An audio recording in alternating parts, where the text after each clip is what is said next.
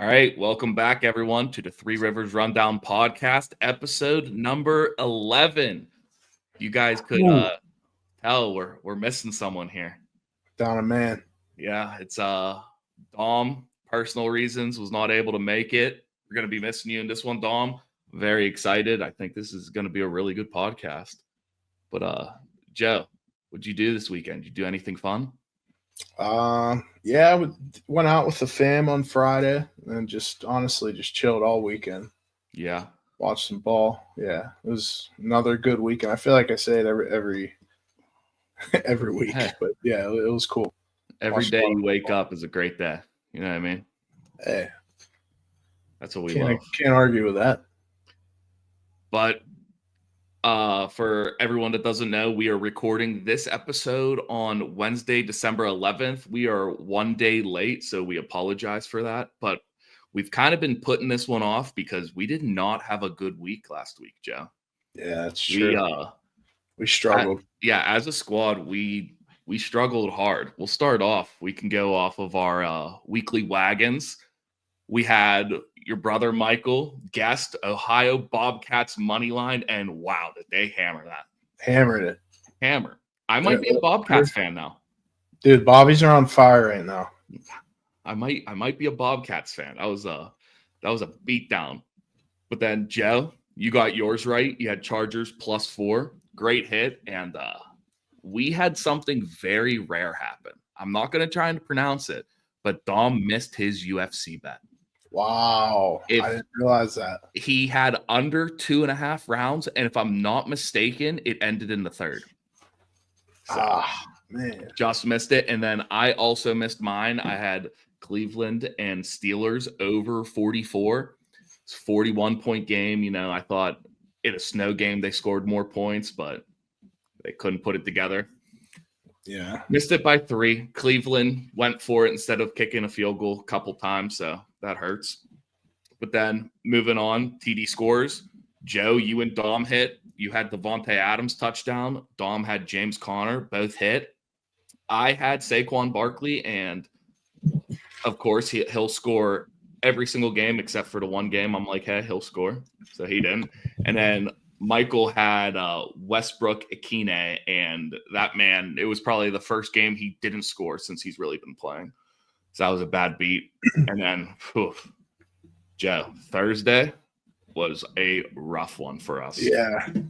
You had Jordan Love, 2+ passing touchdowns. He had 1. Dom had over 9.5 first quarter points.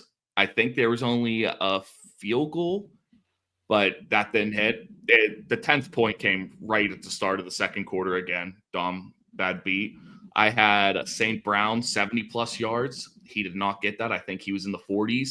And then Michael with probably the worst beat of all, Jaden Reed, over 47.5 yards. And he had 1 target and no catches. He was not involved whatsoever. Listen, I don't Dom. I'm looking at the Packers-Lions score right now, and you would think that over smashed in the first quarter. They scored 65 points combined, and they didn't go over 10 in the first quarter. And honestly, Dom would say it's just his luck. That's his. Yeah, if I'm not mistaken, too, that was a low-scoring first half game, and the second half, they just exploded. Yeah, I know. That was actually like a kind of fun game to watch. I enjoyed that one. Yeah, great game. But then weekly pick'ems didn't get much better for us. We little struggle bus with this one also. Real quick, I'm sorry to interrupt you, but that Packers-Lions game, that could be the matchup in the NFC Championship game. Yeah. I know you like the Packers a lot this year. You're saying you wouldn't be surprised if they won it all. So yeah, I mean they're not like they're my dark horse. Yeah, you know, right now. I mean they're 9-4. I would say like them and the Steelers are kind of like on the same level. I think the Steelers will beat them. Imagine if we get a Super Bowl rematch. This time the Steelers take it. Oof. Mike T needs it. Yeah, now you're getting me excited. We got to move on from that. Yeah. But we missed Packers and Lions. We missed Jets, Dolphins. We got Vikings right. We got Saints right. Got Eagles. Got Lurs. Got Buccaneers. Then we got cold. That Missed game Titans. Stuck. That's a shit bowl. Missed Titans. Missed the Cardinals. Missed the Bills. Then we got the 49ers right. Missed the Chargers. Then hit on the Bengals. But overall, just rough sledding. I think we were 7-6. You know what? A lot of close games though that we lost. So like a lot of them, I noticed by like 2 points. Yeah. So I mean, we're right there. We're right there. A lot of them one-score games too. Just real quick going off. You have the Packers lost to the Lions by 3. You had the Jets lost to the Dolphins in overtime. You had the Titans lose to the Jags by 4. You had Bills lose to the Rams by 2. Chargers lost to the Chiefs by 2. So a lot of just close. We're right there. We're right there. I will say, though, even though we had a bad week, our overall record in weekly pick'ems, we've gotten 102 correct and only 42 wrong. So I don't know percentages-wise where that would put us, but I would say that's pretty good. Especially NFL, any given Sunday, anyone can beat anyone. And for us to get 102 right, double than what we've got wrong, over double. Pretty solid. Pretty solid. But you know what, Joe? It feels awfully lonely in here with only 2 people, don't you think? Yeah, it does. Wouldn't this be a great day to have a guest? I think so. Like someone who could bring the energy, knows ball. Knows ball. Wouldn't that be sick? Podcast veteran. Podcast veteran. Well, you know what? I think there might be someone. Yeah. I heard a knock on the door. Let him in. Let him in. Oh, there he is. Welcome. Up, welcome. Jick? Uh-oh. What's going on? Uh-oh. You like it? Okay. Bold I statement. do like it. I do like it. Sign of things to come. All right. like it. All right. All right. Let's go. What's going on? Nothing much. How you doing? Got those picks ready? We're gonna win some bets this week. All right. I'm feeling good about it. I need to. And after last week, we are due. We are due. I feel like that's every gambler's It is. same expression week to week. That's what it's got to be. You can't go off script. You got to stick to it. 100%. We always do. Because it will come, right? We're always do. Exactly. But with that, let's get right into it. So we have some time at the end for banter, but let's go into our weekly wagons. Joe, you want to kick it off? Yeah, I could kick it off. All right. So this week, hold on. I'm trying to remember because I had 2 of them. Which one did I have? I'll pull it up on the screen for you, Joe. Thank you. There you go. Okay. Yeah. My bad. What a loss. All right. Yeah. No, honestly, though, I had 2 of them. Wasn't sure which one, but I'm going to go Bengals -5 on the road in Tennessee. Obviously, you saw what happened to Tennessee last week against the Jags. 10-6 loss. You can't put up points against the Jags. You're in trouble. Now, I think Cincinnati's defense isn't that good. Dom's been saying it all year. So they could put up some points, but I don't think they're going to be able to stop Joe Burrow one time. I agree. Going to be a lot of points, and Jamar Chase is going to have a big day. Yeah, he probably is. I need him not to in one of my fantasy playoffs. So I saw it was like the last person to get like 10 catches, 170 yards, and a touchdown in a game last 3 times, all Jamar Chase this season. He's having a crazy year. He's like first in every. Go ahead. They were saying he's better than. The question is him or Jefferson now. Yeah. Dude, they're both. I mean, it's hard to pick. It really is. I think this year it's easy. If you had just decide like this year. Yeah. I mean, Justin Jefferson was on a how many game stretch of not scoring, and you have Jamar Chase seeming like he scores every single game with 100+ yards. Right. But also, I mean, Sam Darnold isn't Joe Burrow either. I mean, Sam Darnold's having a good year. Don't get me wrong.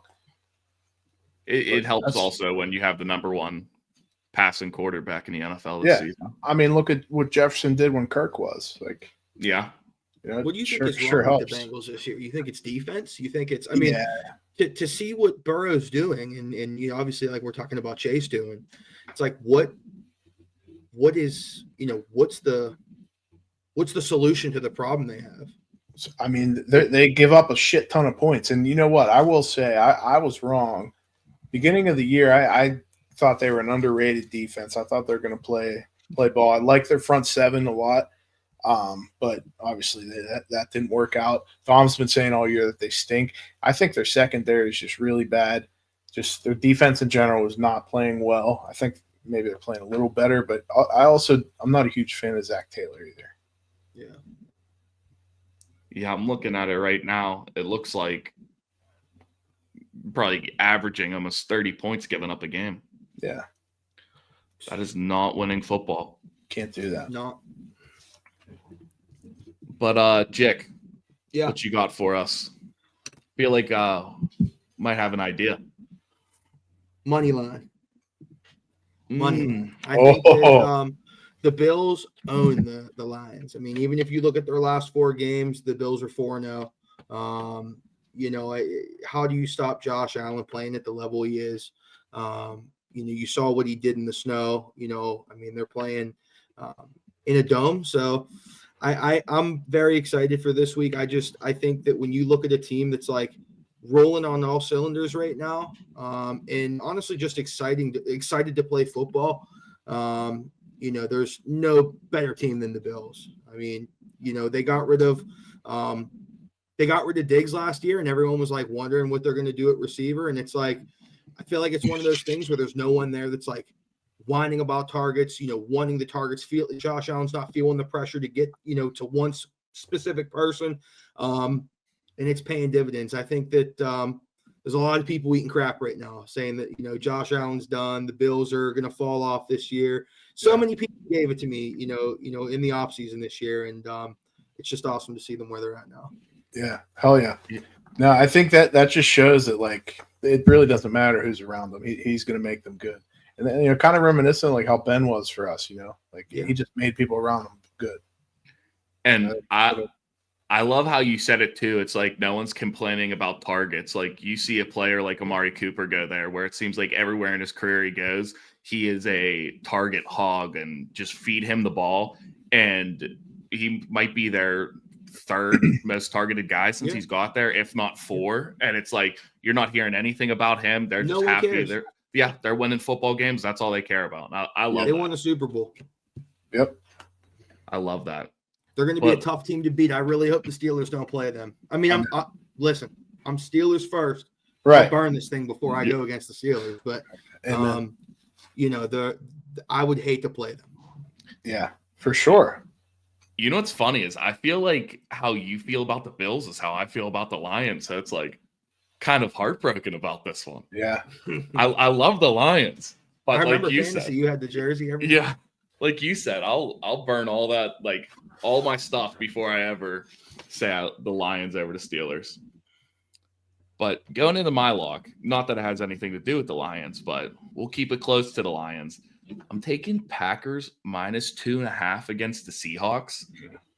The Seahawks are a good ball team. Don't get me wrong, but I don't know why. I just don't buy into the hype. I think Joe said it great before. I think the Packers are a dark horse to go all the way this year, and their offense, that's just scary, man. Like, it doesn't matter who he throws to. They have playmakers everywhere. I mean, look at the last game. They put up 30-something points against the Lions, and their number 1 receiver catches he gets 1 target, no passes. Their arguable number 2 receiver didn't even play, and yet they still put up 30-some points. Like, that team is just a scary team. Yeah, they are. Remember, like a mini version of the Bills. Yeah. Yeah. Could be. Yeah. I like Jordan Love too, because how he slings the rock. I think he's not afraid to throw it. Yeah. And I feel like this league, that's like you don't see it as much anymore. He just has to get his turnovers. And it's eerily similar to how Josh Allen was. Like, if you remember when Josh Allen was a rookie, or even maybe not a rookie, but his second year, he led the league in interceptions, I believe, or he was up there. You know what I mean? Yeah. Right. And they were calling him a bust for a minute. Like, I mean, even I remember when his second year, like I was obviously always a big Josh Allen guy. People were like selling their cards of him because I'm a big card collector. They're selling their cards of him, and I bought a couple big ones. And then he, people quickly regretted that, obviously. But that question's there. I think right now for Jordan Love, it's like he's turning the ball over a lot, making really bad decisions. Which is like, you saw it last year in the playoffs versus San Francisco, when he threw that like Hail Mary to the middle of the field and got picked. But, you would have hoped to see him improve on that this year. But, I mean, he's still young. I just thought of something while you were talking about that is, so Josh Allen, even last year, I feel like he had so many turnovers. And this year, he might have 3 interceptions, if that. And like last year, he probably had 3 in the first game of the season. Yeah. And I wonder if part of that is because he doesn't have Diggs like trying to force him the ball anymore. Like he's more like, hey, like everyone, it doesn't matter every play, he'll throw it to anyone. So I wonder if that goes into it. They didn't get along. They didn't get along as well as like people thought. Yeah, I believe it. I feel like Diggs is kind of hard to get along with. Like a prima donna. Yeah, exactly. It's kind of like a diva. I mean, that's what receivers are. I mean, yeah. Wasn't it Marvin Harrison Jr. when he got drafted? They were talking to his dad, and they're like, "What's your biggest advice for him going into the NFL?" And he's like, "Demand for the ball."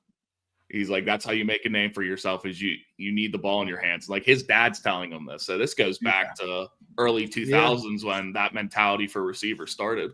Yeah. So. But going off of that, speaking of receivers, we'll go right into our TD parlay, and I'll start it off with one of my favorite receivers in the league. This guy who I think is going to score is purely because I think he's going to have a big game. He's trying to keep a streak alive with getting 1,000 yards every single season. And I think if you're getting a lot of yards, you have a good chance at a touchdown. Big body guy in the red zone. He can moss anyone. I'm going Mike Evans. Okay. Love Mike Evans. Big fan of Mike. I love that. Absolutely. I think what does he need for the rest of the season? Average 95 yards a game to get that 1,000, which that sounds like a lot, but they don't have Chris Godwin anymore. Yeah, but like when he gets like a 132 and then like a 116, and what I mean, he'll chip away. I think it was at like 97 yards a game. And then this past game, he got like 118, and it dropped to 95 now. Oh, he's going to get it. Yeah. So we'll see. Hopefully that translates to him scoring a touchdown. I'm a fan of Mike Evans. But Joe, sticking with receivers, who you got going for us? Yeah, I got a bad man down in Houston, came back from an injury. I wouldn't say he's been himself 100%.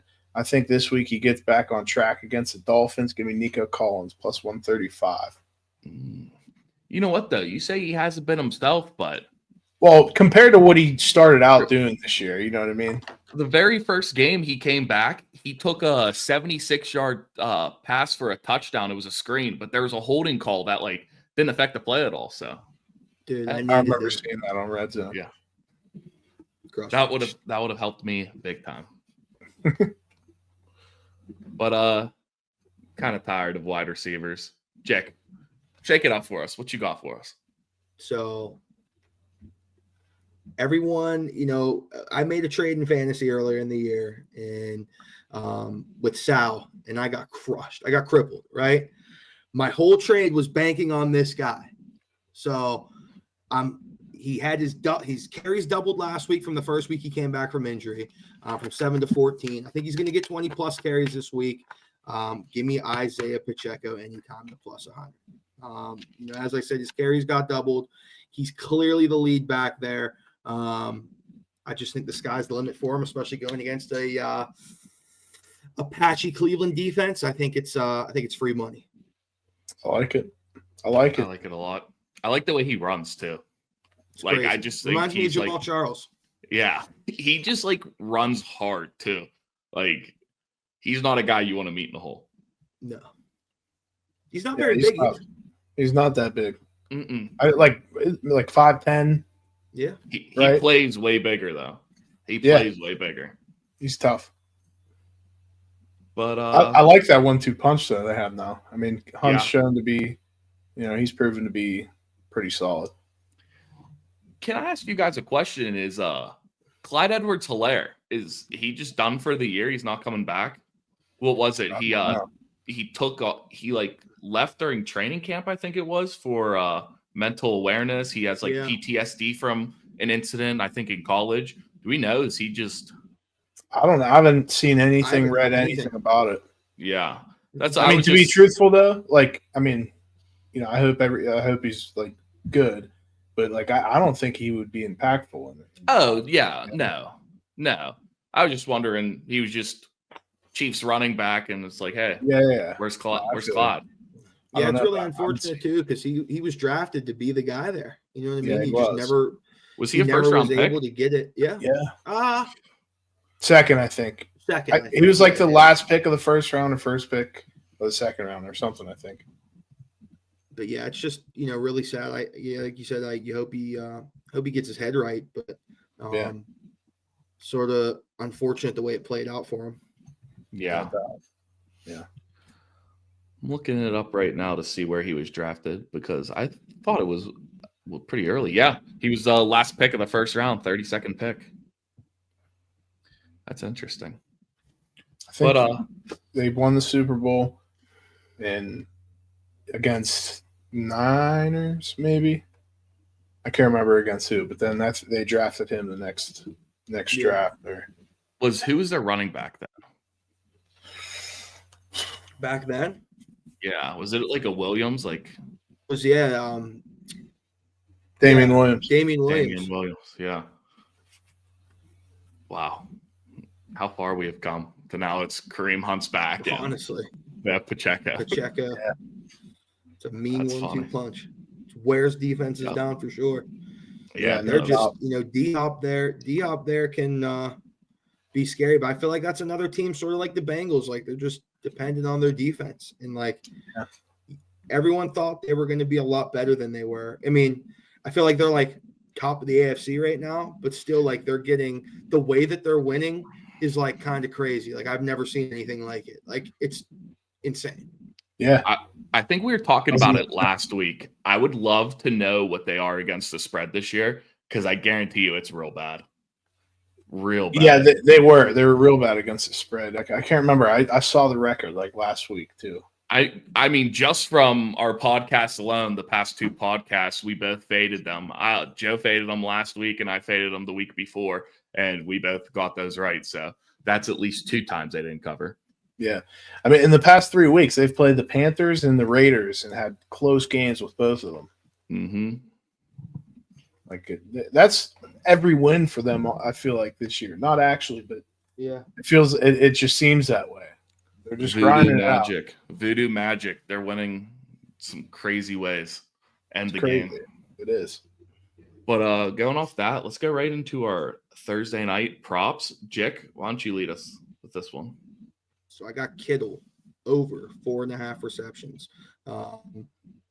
Since Ayuk went out, I feel like he's just been a target monster.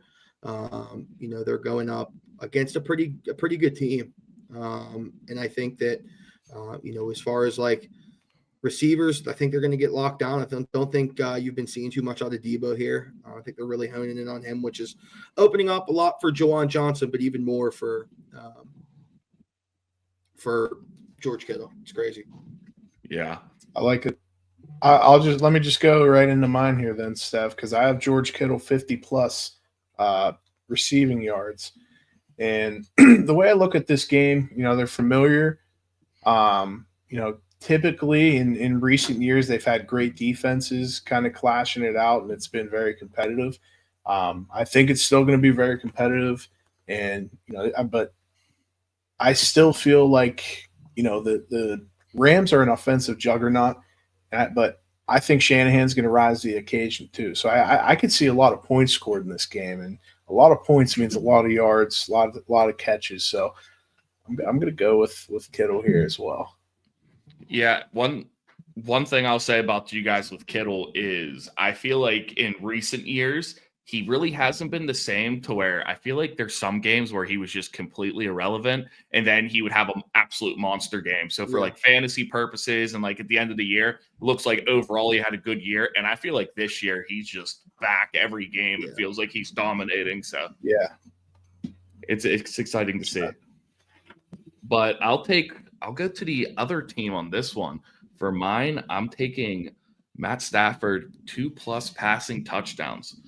Joe, I think you said it perfect. I think this could be a very high-scoring game, a lot of yards, a lot of points. So taking Stafford 2+, I think Puka Nacua is playing as the second best receiver in the NFL, minus Jamar Chase.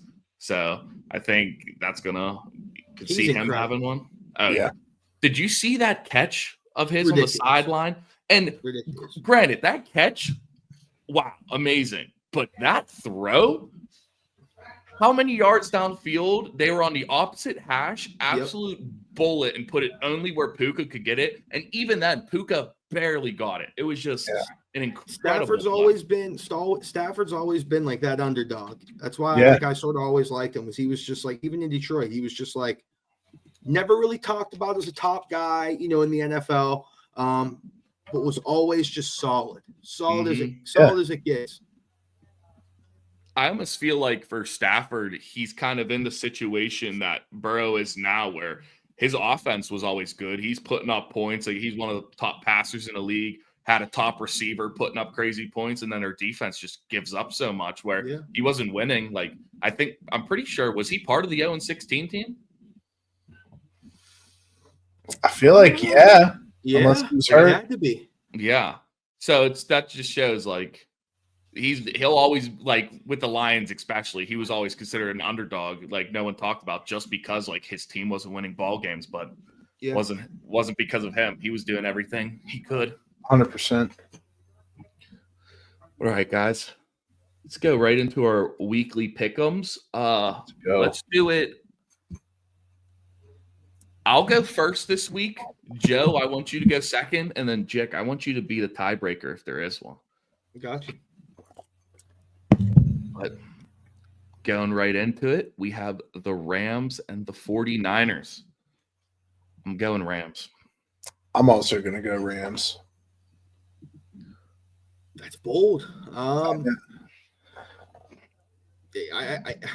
It's tough, man. They're both, teams. I feel like the 49ers are playing for a little bit more, but the Rams are the better team. I'd probably take the Rams as well. Yeah. Clean sweep on that one. For this one, this might be my underdog game of the week. I'm taking the Panthers. I'm also going the Panthers. Like, they've been playing decent football. Like, Bryce Young's looking like something happened when he got benched, and he came back, and he's been playing pretty good football. Yeah, exactly. I mean, I know the Cowboys had that close game with the Bengals, but still, Panthers at home, I want to see it. Yeah, I agree. You have to go Panthers with how good they're playing. I feel like they're a team that's just playing at this point because they love football. You know what I mean? Yeah. And they're playing for each other, not just like a record. So, definitely the Panthers.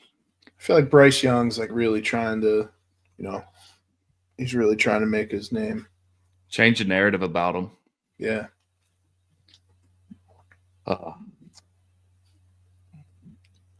I'm in a weird situation here because I hate the Browns and I want them to lose every single week. Same thing with the Ravens and the Bengals. But I hate the Chiefs because I want us to have a chance at first place. But I'll take the Browns to cover the spread, but Chiefs, in my eyes, are winning this game. I pressed it, but my bad. I feel bad for Jick because I'm on the same boat too. I don't know who you're going to take, but I just feel like we're just making the pick before you even get to you. I'd have to die before I ever bet on the Browns. So, all right, the Chiefs. Yes. I said it in one of our earlier podcasts. I said I don't think there's going to be a single time this year for weekly pick'ems where I ever pick the Browns. No. For this one, I am taking the Texans.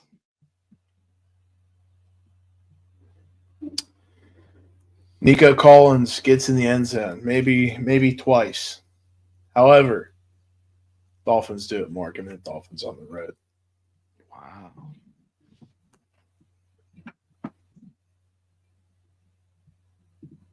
Tiebreaker. I just think that with Joe Mixon, Nico back, Tank Dell there, it's tough to beat, especially at home. I got to go Texans. So, Joe, you think that the Texans, Nico Collins scores 2 touchdowns. That probably means you think A-Chain scores 2 also, right? That'd be great for me for fantasy purposes. He'll have at least one.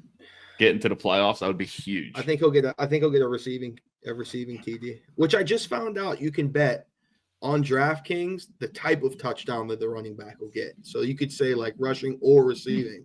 I think he's going to get a receiving. I didn't know that, and I like that.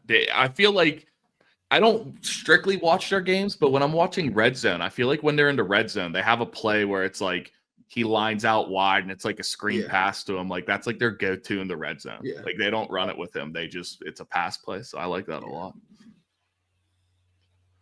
Oh, for this one, I think I'm going Jags. I don't think Aaron Rodgers. I don't like him. I think the Jaguars pull this one out. I think the Jets also. Yeah, I think the Jets also might be thinking they need their quarterback of the future. Let's lose a couple more games. I'm going Jags. Wow. One thing before I make my pick, I just want to point out, look right above the Jaguars logo. Tickets starting at $19 to get in that game. If that's not a 3-10 freaking football game. Yeah, that's funny. Holy cow. However, I think the boys from New York pull it off in Jacksonville, in Duval. I agree. Give me the Jets. I think that Rodgers got something to prove here. Everyone's saying he's done. I agree. Like this is hit. Like obviously he's a Hall of Famer, right? No one's going to argue that. Not right? taking that away. So, but he has such a big ego. And I mean, I'm a Rodgers fan. I'm not going to lie, but he has such a big ego and thinks that he could do it. So he's going to play balls to the wall from here on out this year. Especially because they said they don't. I don't think that they said they're going to bring him back. No, I don't think they will. And honestly, I don't think Woody Johnson likes him either. I think he wanted him benched. Yeah. I'll tell you what, my only knock, and I've had it all year with Rodgers, is with that kind of offense to not look even like an okay offense just blows me away. Yeah. You have a top running back in the NFL. You have a top young receiver in the NFL. You have just a top receiver in general in him also. You have a top receiver in general with Adams. Yeah, like that should be a lot of points every week, and I don't think they're doing it. Listen, their coaching was not good. Now, they started off this year, Nathaniel Hackett was their OC. You saw what he did as the head coach in Denver. He didn't even make it probably 12 months, honestly. I don't think he made it 12 months. Yeah.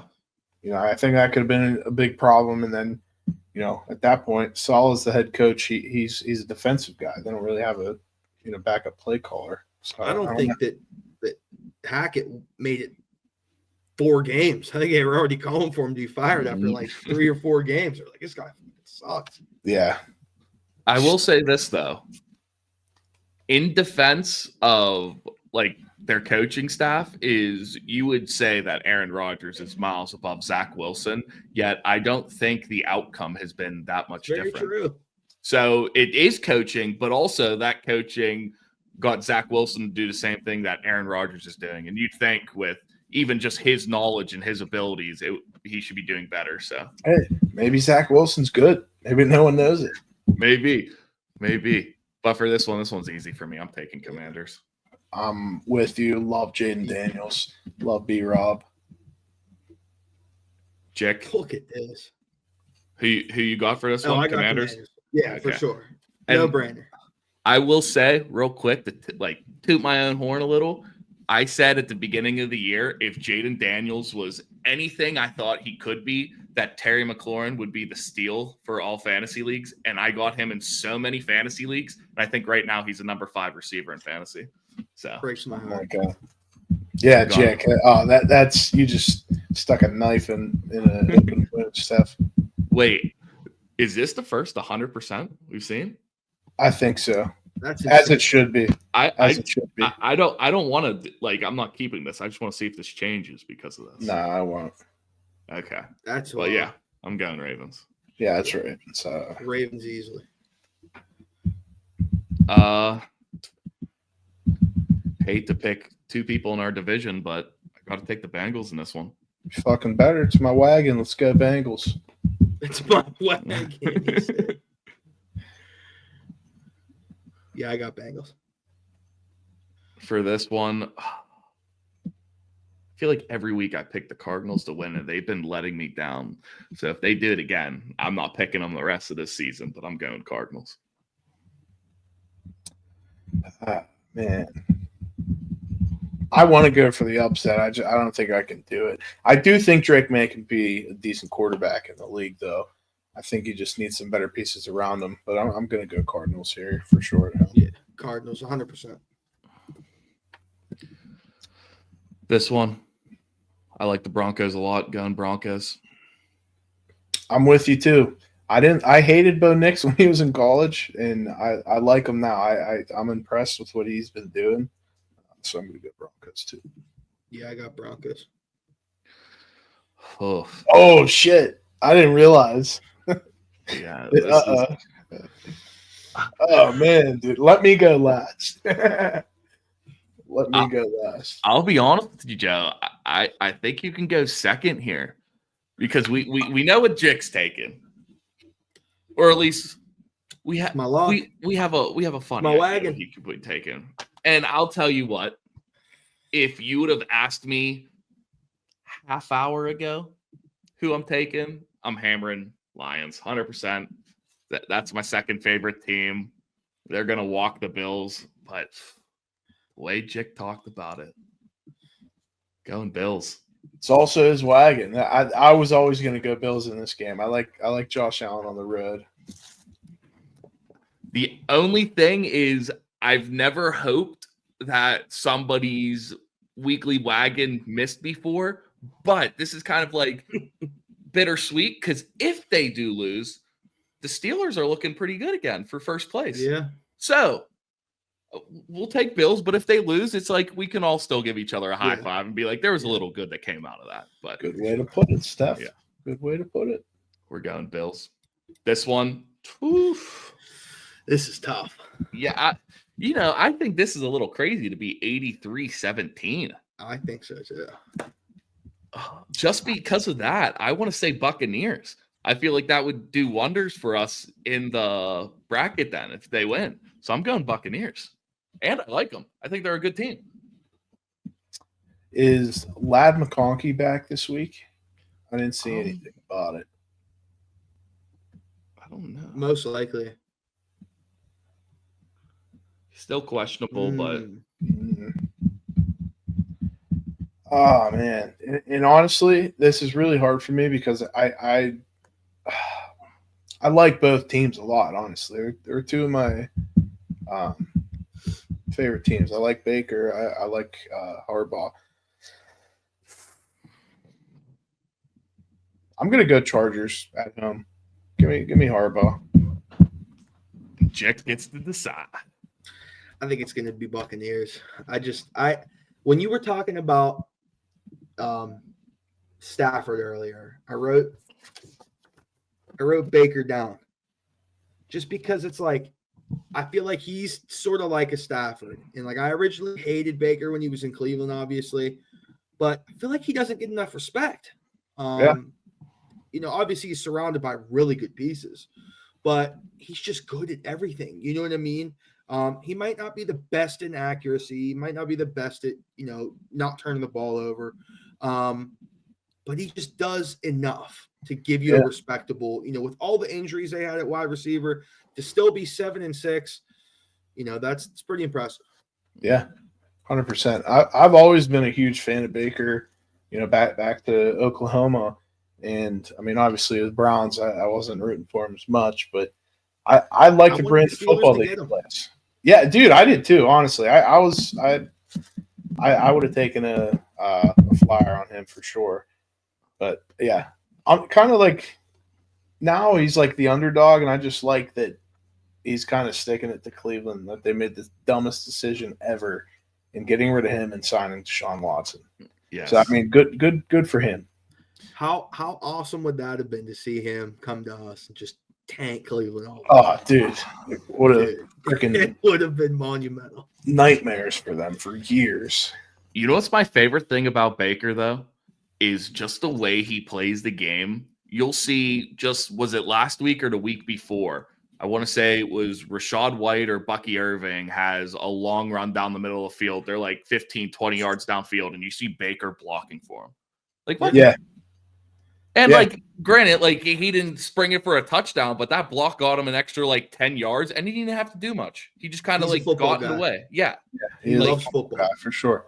He did that shit in Cleveland, too. Like, that's just who he is. Yeah. Yep. Yeah. Oh man. I'm biased here, but listen, the Steelers.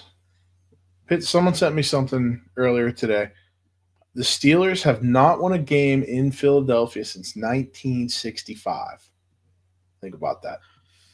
That's a long freaking time. That's like almost 60 years. However, almost. We're not going to get to 60 years because the Steelers are going to win in Philly on Sunday. What's Fox. every bettor's favorite phrase? We're due. The next. We're due. Yeah, we are due. Love that. We're due. Right. I thought Joe, there might have been a chance that we were the Steagles back when we won there, but we were the Steagles in 43. So yeah, little bit 21 off. 21 years later is our last one. Yeah, a little bit off. I mean, you guys know where I'm at with this game. Joe, what are you thinking? Dude, obviously, I love the Packers this year. They're my dark horse in the NFC. But the Seahawks play – they're a good team, honestly. They are a good team. They're well-rounded everywhere, in my opinion. Receiver, running backs, quarterback, solid. Defense, pretty solid. Like, they're good. But however, like I said, Packers a dark horse, so I'm going to have to go with them. Love the Seahawks, though. Absolutely love them. This is a hard one for me. I got to go Packers, I feel. I just think that Jordan Love, heating up this time of year, if he can control the ball, it's going to be tough to beat him, regardless of how many points they can put up. But Packers got a pretty good defense, too. Underrated defense. Yeah, they do. They're young, too, a little bit. Packers have a young defense. One thing I will say about the Seahawks, and I don't know how you guys feel about it, but I think their best running back is their backup running back. Charbonnet's a stud. Love Charbonnet. I love them at Sucks UCLA. for me and Anthony. Yeah. But Charbonnet, all the way back in UCLA, I remember I was telling Sabo how much I liked him. I was like, he was a backup there. He wasn't even starting yet. And I was like, dude, every time he steps on the field, he's just a stud. And yeah, I think he might have started his senior year, and even then he might have split a little. Goes to the NFL, gets drafted by the Seahawks, and I was like, yeah, he's never gonna play, or he's never gonna become the guy, because Kenneth Walker's a beast also. But every time Kenneth Walker's out, this man is crazy. Literally, crazy.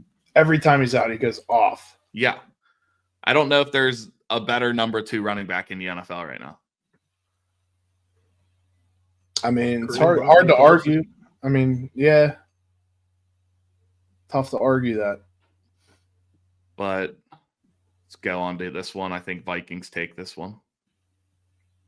I do too, but I think it's going to be a closer game than people think.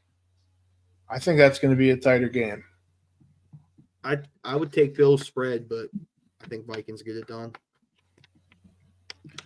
I'll say this. I think, Joe, you are right. It's going to be a close game, but I think Caleb Williams blows it in the end. But by blow it, I don't mean like, oh, he's going to throw like a pick in the end zone as time expires. But like, I could see something. It's like they're down and maybe on like the last drive of the game, they just can't convert a fourth down or something. Yeah. Bad throw. I feel like they're always in a lot of games. Yeah. It's just kind of growing pains with the rookie quarterback. So if I remember correctly, though, everyone when he was coming out of college was like, this is the best Bears team that he could have went to in the last 10 years. And this is the best place for a rookie quarterback to get a start at. They got DJ Moore, Keenan Allen, Rome Odunze, the high pick. The line was beefed up. Like, yeah. Listen, I don't know, man.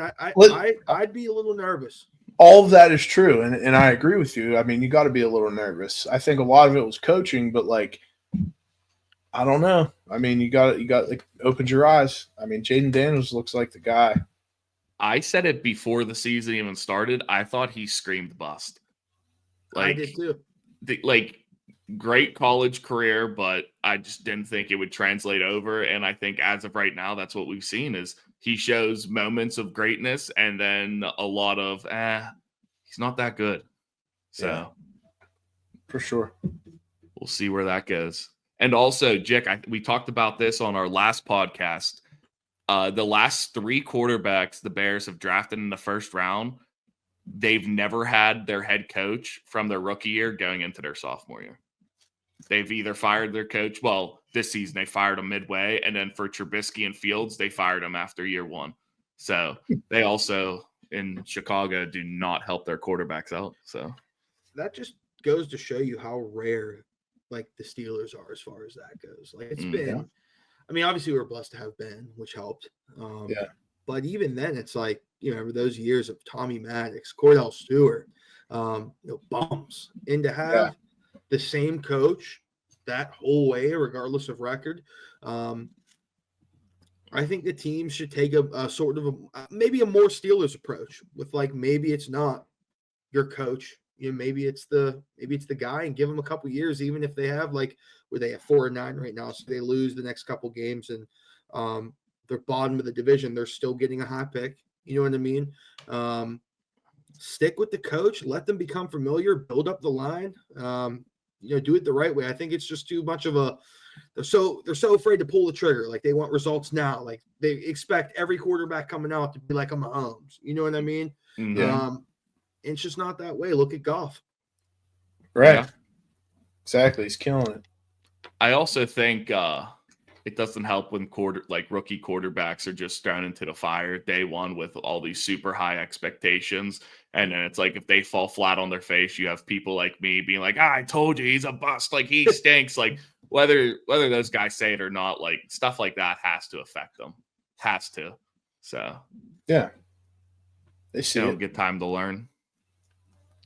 But going into the Monday night game, I like the Falcons in this one. Yeah. I like the Falcons in this one.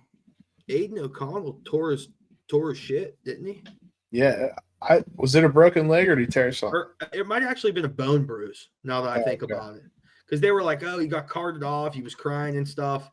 But like, I don't even know who their quarterback is. All right. Yeah. Here. No, I got it. It could be a spicy game. I'll just lead off. Is that all right, Steph? Yeah. Could be a spicy game going against his old team. However, I'm going to go with the Falcons in this game. But I know who it is. It's Desmond Ridder for the Raiders. Oh. Could be spicy a little bit, but hey, I still got Kirk and the Falcons. Yeah, I'm still going Falcons, but that's interesting. Revenge game. We're big on revenge games on this podcast. We talk about it a lot. Yeah, I'm taking Raiders, even though you guys are, just for the record. All right. I like it. Tiebreaker now. Let's see how many points we think are going to be scored. BetMGM has it at 44. Give me the over. I'm saying 48 points. I'm going 42. Jack, what are you thinking? Wait, let me get the calculator out. 48. 42. I got 51. 51 divided by 3. We got 47. All right. I like it.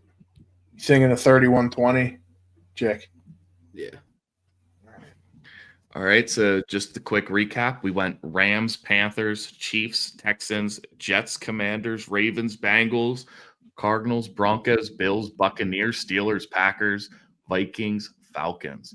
And just going over this, I will say we have a lot of away teams. How many is that? 1, 2, 3, Hey. 4, 5, 6, 7, 8, 9, 10, 11 out of the 16. Hey, last time we did something like this, I think we came in first, but if not first, second. Yeah. With a lot of away teams. Because, I mean, it's just great matchups for the away teams this week. Seems that way. All right, guys, we're hitting right around that hour mark. Is there anything you guys want to talk about? Anything that's happening right now? Billy B. He's a Tar Heel now. Yeah. Let's talk about that a little bit. I, for one, did not think that he was going to take that job.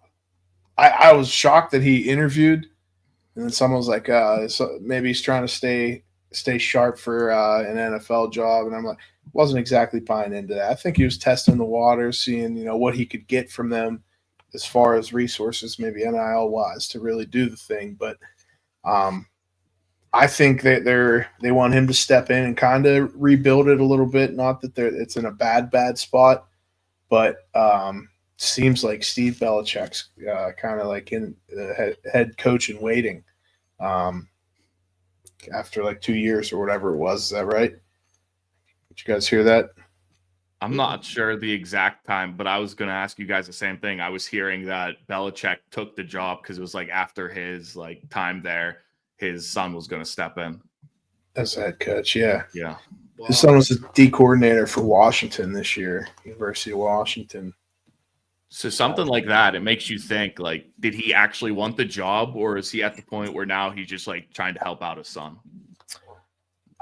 Dude, I don't know. I mean, no, we don't know 100% if that's true. I don't think that's been officially reported, but there's been some kind of things coming out about that, but I don't know. I'm honestly not sure, but we could completely be talking out our asses. Completely. Could be. But regardless, it's going to be interesting.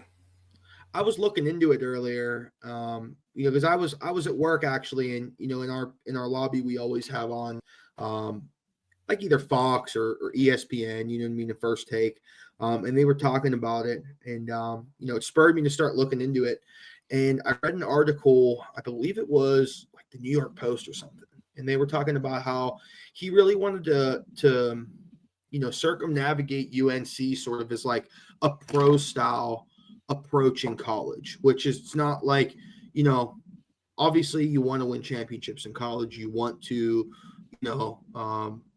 be the best and win the national championship. Right. But I feel like he wanted to take it more of a pipeline into the NFL. So pro style offense, pro style training regimens, schemes, coaching styles, just something that can transfer well into the NFL. And I think, obviously you got the big dogs out there like Georgia and Alabama. You really never hear North Carolina in there. And I think that, you can attract a lot more talent to your school. Obviously with NIL now, it's sort of all about money. But, once, I feel like UNC is still a school that has money. So they can pay out. But I feel like, especially knowing that you're going to get a paycheck and wanting that really big paycheck, especially if you're a five-star recruit or something, you want to go to somewhere that's going to translate well for you to, obviously, if you're going to be in the NFL regardless. I feel like it could be a good way for them to pull talent in. For sure. Yeah. I agree with that. I mean, that that they're going to get prepared, to go on to the next level. It's Bill Belichick. How many freaking Super Bowls does this guy have?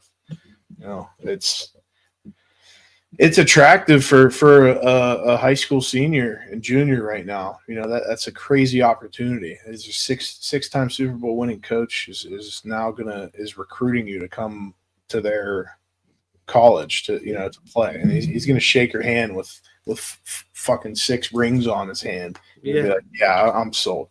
But the one thing, I mean, I will say the one thing is UNC has high academic standards. You know, that's one thing why they haven't gotten like super high recruits. Like, I mean, they've had some 4 stars here and there, but I mean, I'm interested to see what maybe Bill will get them to bend the rules a little bit to get some of these 5 stars and everyone in, to compete with the Georgias, the Bamas, LSU, these teams. But you're right, Jick. I do think there's some money there too.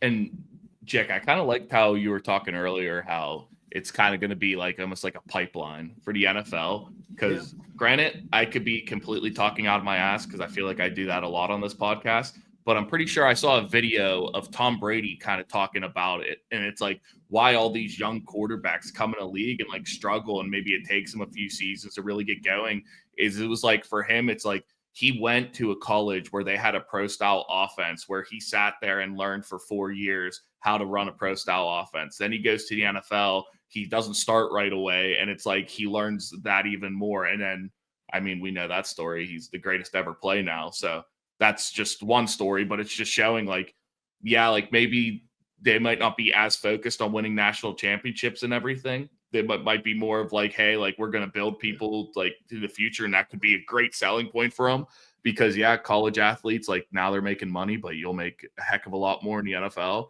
So, and then Joe, you said it, Jick, you touched on it a little also for like NIL and like having Belichick there. I do think they start getting some like bigger name people that normally wouldn't commit there or transfer there.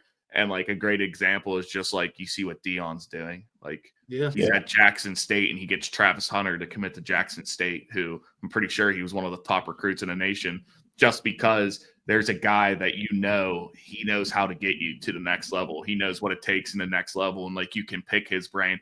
So I bet you there's a lot of players that are going to be looking at it and be like, I want to go play for Bill Belichick. Like I want to go to North Carolina. Yeah. I think you'll see a lot of quarterbacks going there, to UNC, like better quarterbacks.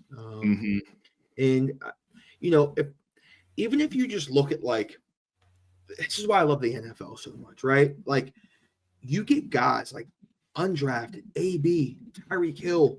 Yeah. These dudes are, like AB, if he didn't like have happen to him, what happened to him, you're talking like almost greatest of all time numbers at what he was doing, right? In Tom Brady, you know what I'm saying? Brock Purdy, Mr. Irrelevant. Yeah. I feel like Bill Belichick's not really focused on winning almost. I mean, you never want to say that. I mean, obviously you want to win, like I said before, but I don't know. I think that it's going to be a program that's, going to just be focusing on like bringing people there. Like who was the last really good quarterback for North Carolina? Drake May, right? Then Trubisky. Like, was it before that? Yeah, I mean, like you rarely see. Like, when's the last time, like North Carolina was in like the real like running for the playoff, the college football playoff? Couldn't even tell you. I feel like they just accepted it almost, and like they just want to like. I don't know. It's going to be interesting. I'm really excited to see that though. And I'll tell you what, though, it's almost like Bill Belichick doesn't care about winning, but because of that, he does. So it's like his first thought process is when he's looking at players is he's not being like, okay, can this person help me win? Or can he be like, hey, can I teach this person? He's going to listen, then he's going to do his aspect of the job. And it's like that's what translates to bigger like NFL pitcher, like winning games and everything. Yep. So you can get kids bought in at a college level. I'm excited to see like some of the kids he coaches, what they turn out to be. Yeah. It's going to be awesome. And I think it's funny too. It's like, you'll see like so many like big name college people that go into the NFL and like are just kind of like busts, like not to pick on him or anything, but the first guy I could think of is Johnny Manziel. Granted, he was given a bad deck of cards, but it's like when I think of like college football to the NFL, granted we're from Pittsburgh, but I think of Pitt. It's like Pitt's never like a top team. Then if you look at the people we're sending to the NFL, we have so many hits for a team that's like never really relevant. Like if we're ranked like as Pitt fans, we're all excited. We're like, wow, this is a great season for us and everything. Then you look at it, it seems like every single year we're sending people that are like core contributors to our team. Yeah, a lot of D-backs, dude, under Narduzzi. Ton of D-backs. I mean, dude, DeMar Hamlin this year is having a good year. You had Dane Jackson. You have Avonte Maddox has been Jason Pinnock. Who's the dude in Denver or was in Denver? I'm thinking of Williams. I can't think of his name. Anyway, I mean, there's several. There's more than 6. Yeah, easily. And it's like you don't think about like Pitt being a great school, but then if you look at it, it's like Pitt has players all over the NFL. Yeah, and it's like because they're just teaching them like the right way to play. Yeah, there's been some good coaches at Pitt, assistant coaches too. Mm-hmm. Charlie like Partridge. When they extended Narduzzi, that was like really really controversial in Pittsburgh. Oh yeah, it was. I've never been the biggest fan of Narduzzi. I mean, it's I don't know. I just don't see him getting us to that next level. I think his ceiling is kind of where it's been. I mean that ACC championship, we were good that year, both sides of the ball, and Kenny really, turned out to be special that year, which only helped because we had a great defense too. Our defense was unbelievable that year. Is that when we had Cansey? Yeah, junior or sophomore? Something. Yeah, I think so, dude. We had Weaver, we had Patrick Jones. Like we were really good that year, and our D-backs were good too. Who was We had another D lineman too. Jalen Twyman. No, I'm not going to remember his name. He has a funky last name. Baldonado. Yeah. Him. Like our whole D line was good. Yeah, dude. Yeah, our rotational guys would have started on a lot of teams. Yeah, and you had Paris Ford. Yeah, that's true. He was a stud in college. He was. He was good. He was good in college. There's D lineman though. It's Charlie Partridge. He's a beast. Charlie Partridge. Paris Ford still in the NFL. Is he just done? He never made it. No, I don't even know. I think he might be in a get drafted, or he got signed. He got signed after. He got signed, but he didn't even make the active roster. Aaron Donald talked to McVay and them, and they signed him like after the draft. I feel like he was just like always. I think sold him a pair of Jordan 11s. Really? Yeah. Concords.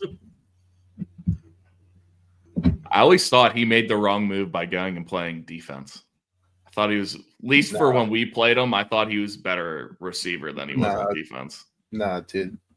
Well, yeah, okay. Against us, I'm saying it like when we played them, I felt like our wide receiver, Dylan Noor, smaller guy, I feel like he had a field day. Yeah, and 6'2". And but then no. I'm saying Dylan Noor had a good game that game. And Paris Ford wasn't doing that much on defense, and then offense, he just tore us up. Yeah. Crushed us. I agree. Yeah, he did. I remember when Chucky Dubs just bitched Jesse James in front of me at KO. I'll never forget, I was standing right on the fence, right at the KO. And he cranked him, like slammed him down hard. It's like, welcome to KO. You know what I mean? Like, dude, it was crazy. I was like, wow.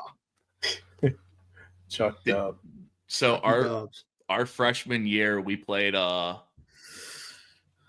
Clareton, and that was Tyler Boyd's senior year. And it was only like a scrimmage, but the most amazing play I've ever seen in like high Kevin school Barrett. football. Yeah, dude. Yeah.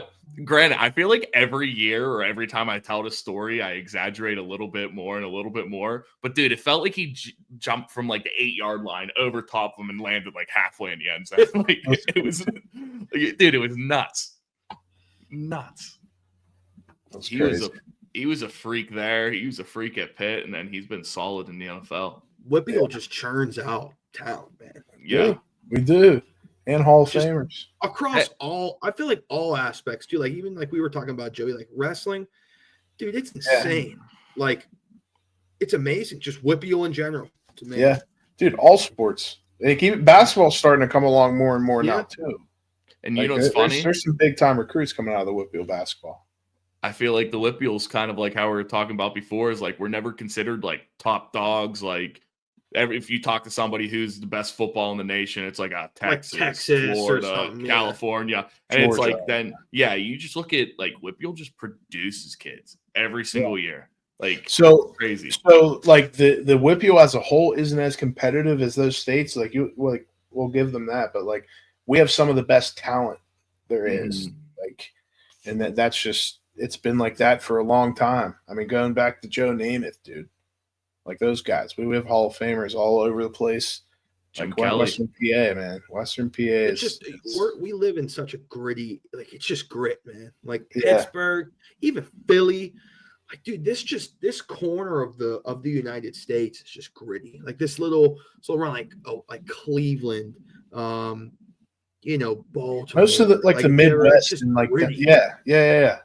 I wish I had the quote that Dave Portnoy said. I think is when he was doing pizza tasting outside of Fiore's, and he was like, "Dude, it just smells like football and like bar fights here. Like, just sounds like it's like a tough area." Like he was saying something about like everyone's ugly too. He goes, there are no women. He goes, there's no good looking women. Like, oh man, funny. I like Portnoy. You know what else I just thought of? WPIAL, not only they produce football players, but they also produce coaches. Yeah, Mike McCarthy. Bill Cowher, yeah. Come on. I was thinking Mike McCarthy was WPIAL? Greenfield, born and raised. Really? I did not know that. That's crazy. Yeah.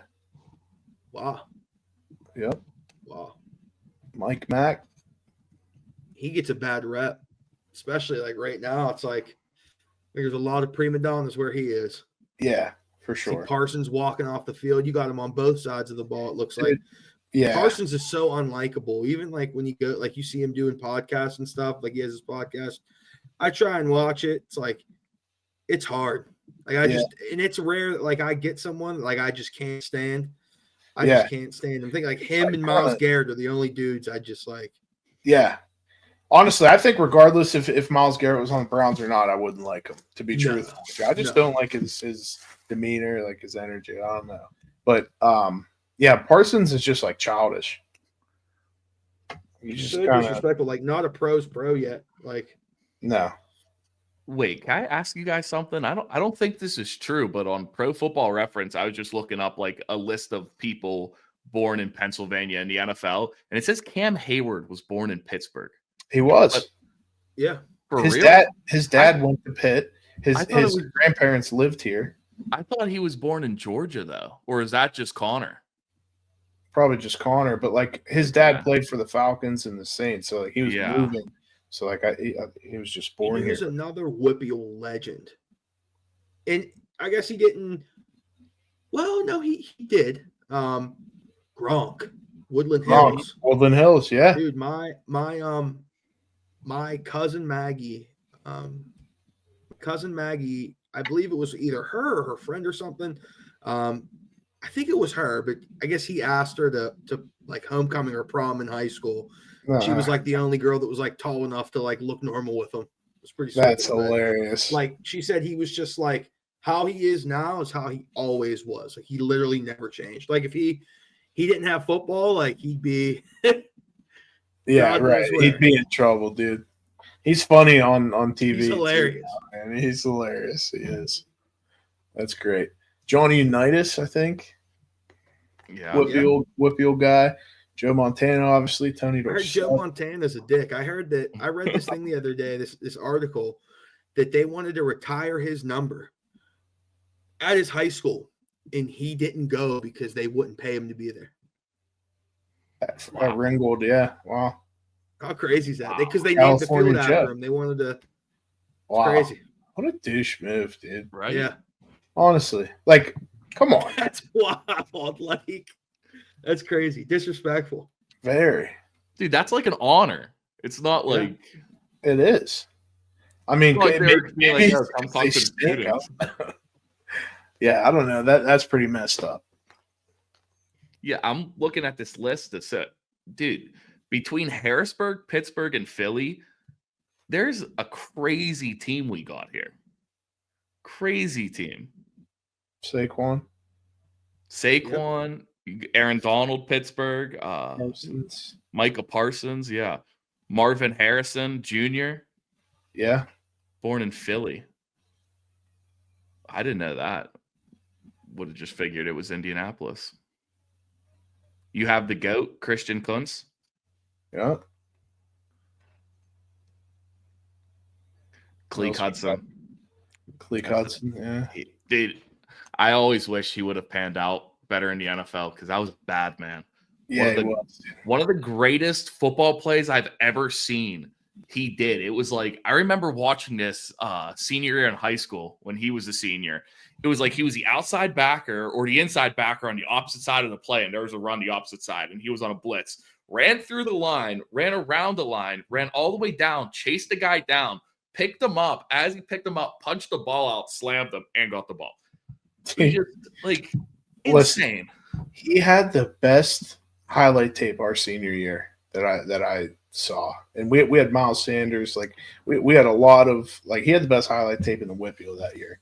Yeah, and that's saying something. Like Lamont Wade, that Paris Ford. I mean, there's so many names.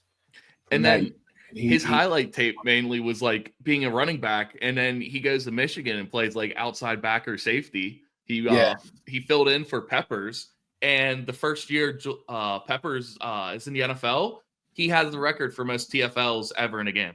Yeah, that's like wild. Just crazy. I always hope he would have panned out. He's my go-to guy in Madden because he's always a low overall, and I'm like, bring him my way. We'll make him good. McGee Sport Tiger. Yeah. That's funny. How about Terrell Pryor? Yeah.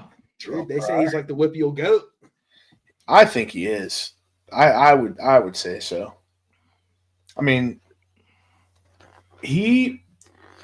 let's see. He could have went to any school in the country to play football or basketball, from what I understand. Like, he was just that good of an athlete. Like, so impressive. Like, he would have like people driving all over the state go to his games just to see him. Oh yeah, athletes, everything. Yeah, like insane. Was he the number one recruit in the country that year? He had to be. Listen, he was top 10, no doubt. He had to be high up there, yeah. But I feel like he had to be top 5 even. He was up there, dude. He was so good. It was fun to watch.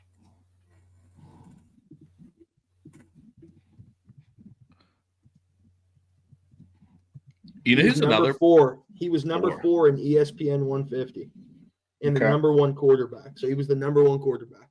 Okay, believe it. He was so good. You know, it's one sour memory I have of him is when he started for the Raiders, and he had 97 yards. I'll never forget that. I might have shut it. Beginning of the game was like 99 yards. I was like, "Oh, this is how it's gonna go." I'm gonna turn it off. You know, I just thought of, if the Raiders ever have a WPIAL quarterback and they play the Steelers, it's an automatic loss. Yeah, Bruce Kwiatkowski. Yeah, when he played for the Raiders and won that game, his parents, where I lived at the time, were only like a few doors down. And like before the game, he had a bunch of like his teammates over and everything. Like, it was cool just seeing them all going in the house and stuff. Like, here's me, I'm in like middle school, and I was like, that's like the coolest thing ever. Yeah, that's like I can't remember any of the players besides him now, but I just remember looking at him from like just a couple doors down and be like, oh my gosh, those are NFL guys. Like, it's the coolest moment of my life. That's funny. Yeah, I was that house I lived in, I was surrounded with some parents and grandparents of some athletes, because you're looking out my house, 2 doors down to the left was the Kredkowski's parents, and then the one to the right of me was Austin Kitchen's grandfather, and he ended up going and being, minor league guy. Wow. Won a national championship in college. Coastal Carolina. Yeah. Hell yeah. And here's me now having a podcast talking about them. So we know which house lacked the athletes. You didn't get the same water. No. You're just like I only lived in that house. inches taller. Yeah, I only lived in that house for a year, so I didn't get to drink from the same fountains that much. I feel that. That's funny. The water was good enough to get me to college to play sports for a year or two and then retire. So if I would have been there a couple of years, who knows, guys? Who knows? Yeah. I could be out there with them. Wow. Imagine. Never say never. And then I'd be running a podcast anyways, also on the side. There you go. Yeah, now you have can. a lot more money. Exactly. Yeah. Just a little bit. We'd all be in the studio right now. That'd be the difference. Exactly. We'll get there. We'll get there soon. One day, that's the goal. All right, guys, we're sitting right at the hour 15 mark. You guys have anything else, or are we good to start wrapping up? What do we think the Steelers are doing this week? Okay. I mean, I think we're winning. I think we'll all say that we think they're winning. But what are we gonna do? Like, there's more to that question, right? I think we talked about it a little bit, that this is gonna be like the true test that we've seen so far. And I'm just anxious. I really don't know how it's gonna go, actually, but I'm anxious to see how it unfolds. And we're either going to be really excited or maybe a little bit in question. I'm surprised that I was watching videos today at work, and they're saying Eagles fans are calling for Pickett QB change. It's like, is that serious? No, yeah. I mean, even AJ Brown was out and saying that, like, it's like they're like, what do you think is the problem, like, with this offense right now? And he's like, passing. And it just spurred this thing, and now they're like, they were going around with like microphones after the game, like, what do you think needs to happen? Like, we need a new QB. Like, they're just giving up on Hurts. I mean, I never was a big fan of Hurts, but like, that's bold. I don't think they understand what they got in Kenny Pickett. No, not at all. I'd love for them to make a QB change next game, though. Yeah. I'd love to see Kenny. Let's get a revenge game. I'd love to see that. Yeah. Oh, God. I'm sure Kenny would love it too. But this time, it's us getting revenge on him. It's not him getting revenge on us. No. You know what's one thing I will say about Jalen Hurts, though, is I never thought he was the greatest quarterback, but I think he's one of the best quarterbacks when it comes to winning. I feel like everywhere he goes, he just wins. So that's my big thing. Like, I like him for that reason. Is Alabama, which I feel like in college at his time when he played, anyone could have won there. But then he goes to Oklahoma, he's a winner. Goes with the Eagles, just a winner. So it's like everywhere he goes, he just wins. 100%. I respect him a ton. Mm-hmm. I just think our pass rush is just too nasty. Yeah, like, you got guys making plays everywhere. Like our third, like Herbig, Watt, I love him. Highsmith. They got Preston Smith. Yeah, These right. linebackers are all in different situations making plays. You saw Roberts last week. This is.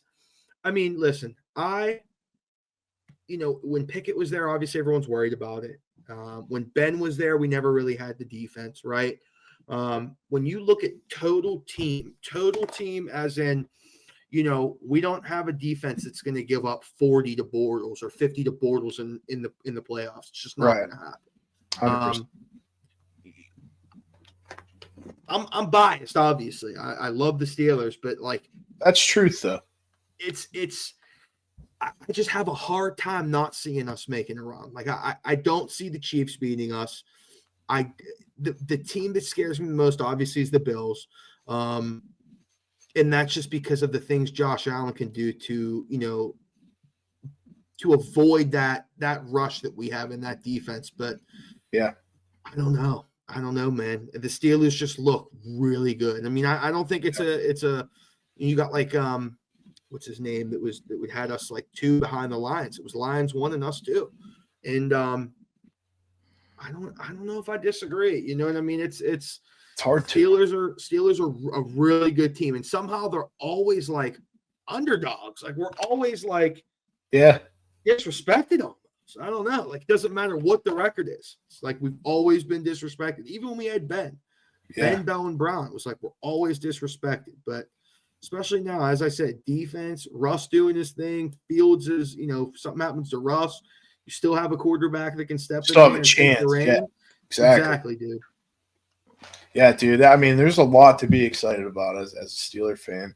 And I think, it's kind of like a broken record probably in the past, 5-6 weeks on this podcast. We've been saying the same thing. We've been yet to be proven wrong. So let's see. I'm riding the wave. I'm riding the high right now. But, man, you got me thinking, man. I'm ready to go. I wish the season. I think if when we win this game, there's going to be 2 reasons why. 1, we controlled the clock and Najee Harris had a good game. We are going to need us to be able to run the ball, convert short downs and everything. Because I think without Pickens, that's a big loss in the receiving game. So I don't really think that we're going to win in a shootout per se. Yeah. Because I don't know if we have Pickens, I mean, I'll put us in a shootout with anyone because I'll take him with a jump ball against any corner in the league. And then defensively, it's all on our front 7. I don't think, obviously, it would be nice if our DBs would make a play, but I think the biggest thing is just making sure they don't get to short yardage. Don't let Saquon get going. Don't let them get to 3rd and 1, 4th and 1, because I don't think we stop the tush push. So I think between Cam Hayward, stuff in the middle, Highsmith, Watt, them really guarding the outside, and then you need the middle linebackers to step up and fill some holes, make some plays. Deshaun Elliott come down late a boom every once in a while, but that front 7, if they beat us in that part of the game, I don't think it's going to be good for us. Yeah, but I think we very well can.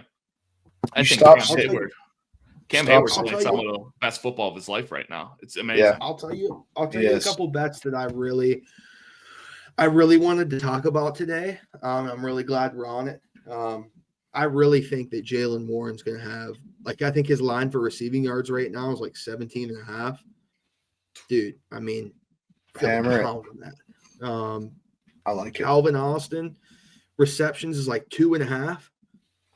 It's like a no-brainer. I mean, it's what's he at right here for receptions? With no Pickens, that's 2.5 receptions for Calvin Austin's plus 144. I mean, I don't know.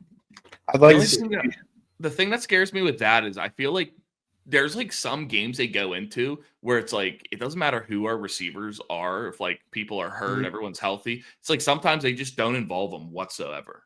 Yeah. And it's other times it's everyone's healthy. And it's all right, Calvin looks like our number 1 this week. Let's just get Calvin involved. Let's do screens to him. Let's do a go route down the seam. And then it's last week we don't have Pickens, and it seems like he wasn't involved whatsoever. It was just weird. Yeah. I agree with that. And another thing that hasn't been talked about much, or that I've heard, granted, it's 2 plays that I'm thinking of, but Mike Williams had some nice catches last week. And I think one might have been the penalty, but whatever, it was still a nice play. I'd like to see us really open him up too this week. Let's cut him loose. Let him play the Pickens role. I'm curious to see how that goes, and I think if he does well, that's only another feather in our cap. That's I think somebody asked Tomlin about that. This was before last week. They were just asking, maybe it was right after the game though, but they were asking how come Mike Williams hasn't been more involved in the offense, and he's in due time. So, yeah, but he also said that with Rowan Wilson, kinda. Yeah, but at least whatever happened, Mike Williams playing. He went to IR, right? Is he? Well, he started the season off IR, and then he came off, and he was just a healthy scratch for 2 games, and then I don't know what happened since. Okay.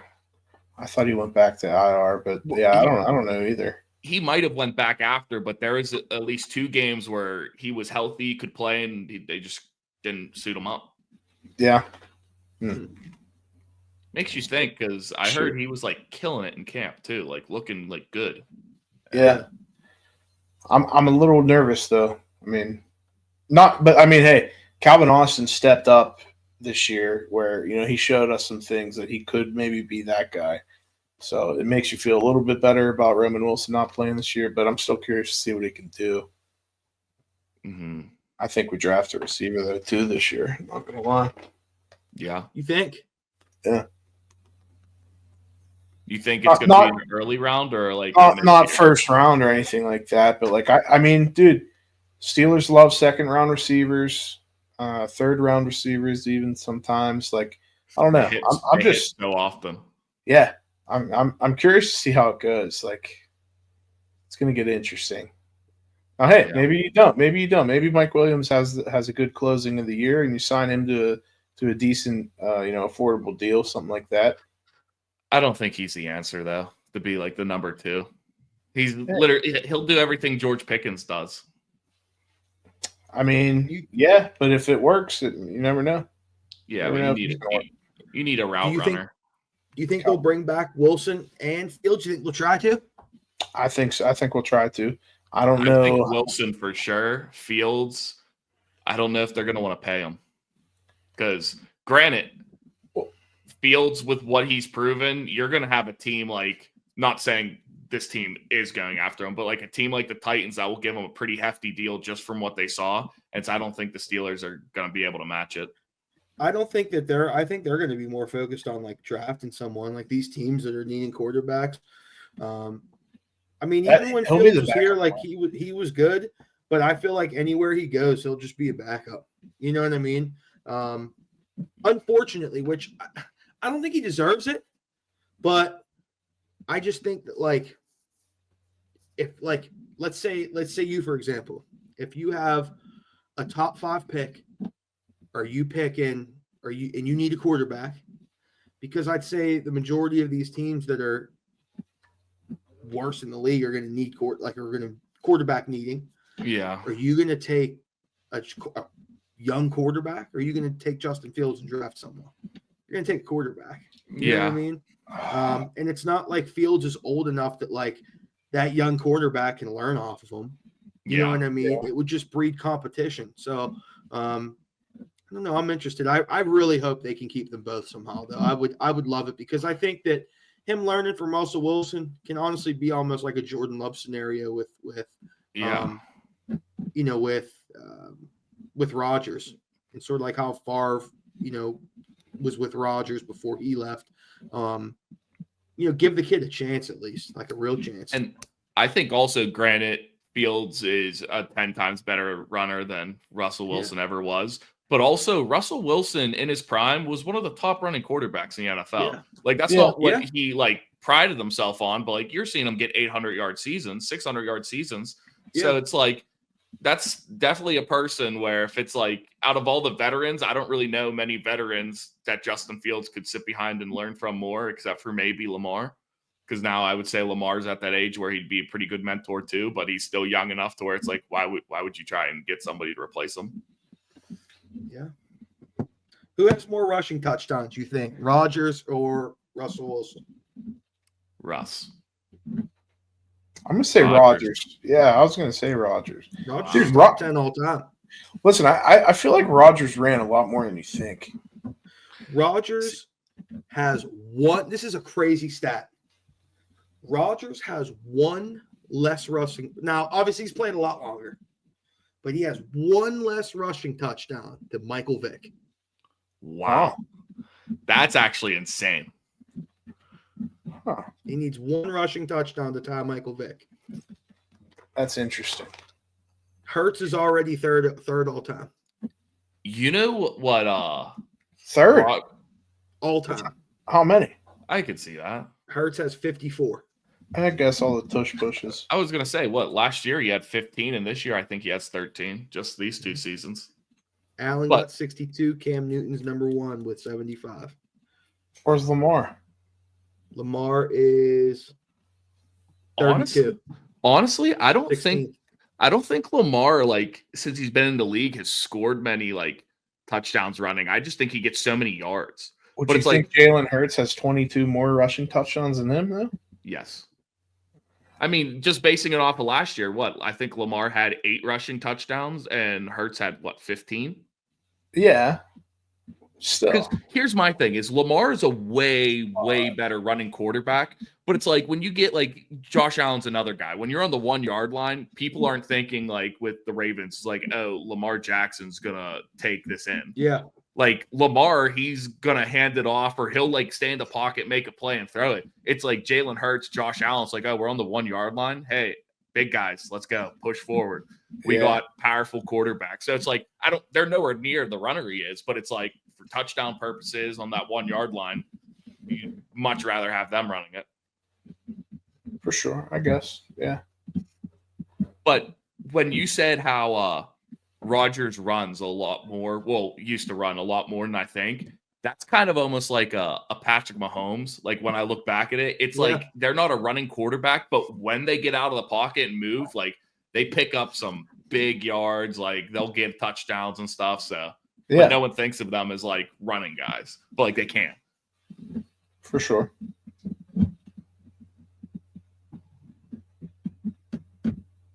This is crazy. Geno Smith, second in the NFL this year in passing yards. Yeah, sneaky. I think Steph called that out a couple weeks ago. That's wild. Burrow, Smith, Cousins, Mayfield, Stafford, top 5. Yeah. No Allen, no Mahomes, no Lamar. Lamar dropped out. No Stroud, no Purdy. Wild. That is crazy. Quite interesting. It's quite interesting. Well, all right, guys. I think with that, we can wrap it up. Jick, want to say thank you so much for coming on. Man. Yeah, it was fun. Can't wait. Appreciate it. Yeah, for have sure. to do it again. With that being said, everyone like, comment, subscribe, do all those fun things YouTubers tell you to do. We don't really know what that is, but do that for us. And please. Spread the word. Yeah, with that, we're out of here. Peace out. Peace.